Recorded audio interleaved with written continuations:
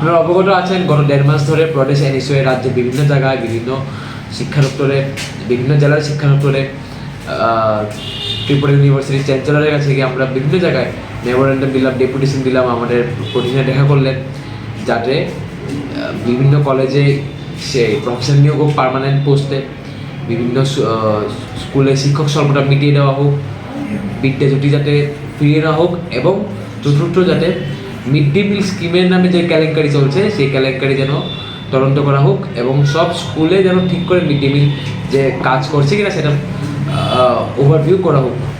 কিন্তু আমরা দেখলাম যে আপনারা সরকার বলুন বা শিক্ষা দপ্তর বলুন, তারা টোটালি এটা নিয়ে নিশ্চুপ, তাদের কোনো হেলদোল নেই। তারা দিন পর দিন তারা শিক্ষা দপ্তরের কেলেঙ্কারি আরও বাড়িয়ে চলছেন।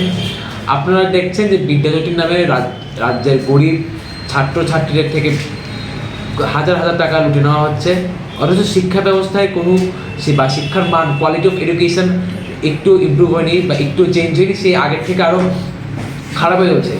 রাজ্যে বিভিন্ন জায়গায় অনেক স্কুল বন্ধ হয়ে পড়ছে শিক্ষকদের অভাবে। এর থেকে বোঝা যায় যে আমাদের শিক্ষা দপ্তর আজ সম্পূর্ণভাবে ব্যর্থ।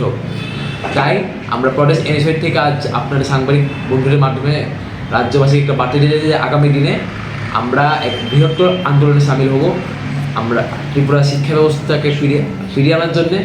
এবং আমরা এও দাবি করব যেন শিক্ষামন্ত্রী যথাসম্ভব পদত্যাগ করুক ওনার পদের থেকে, কারণ শিক্ষামন্ত্রী কোনো ধ্যান নেই ওনার শিক্ষা দপ্তরের দিকে। উনি ওই অন্যান্য দপ্তর নিয়ে ব্যস্ত আছেন না কি করছেন, কিন্তু শিক্ষা দপ্তরে ওনার জিরো ফোকাস। শিক্ষা দপ্তর টোটাল টলাইটে চলছে, স্কুল কলেজ সব টলাইটে, কোনো দিকে প্রফেসর নেই, কোনো দিকে টিচার নেই। ডেলি খবর বাচ্চারা গিয়ে রাস্তায় বসছে। এখন দেখার বিষয় হচ্ছে গিয়ে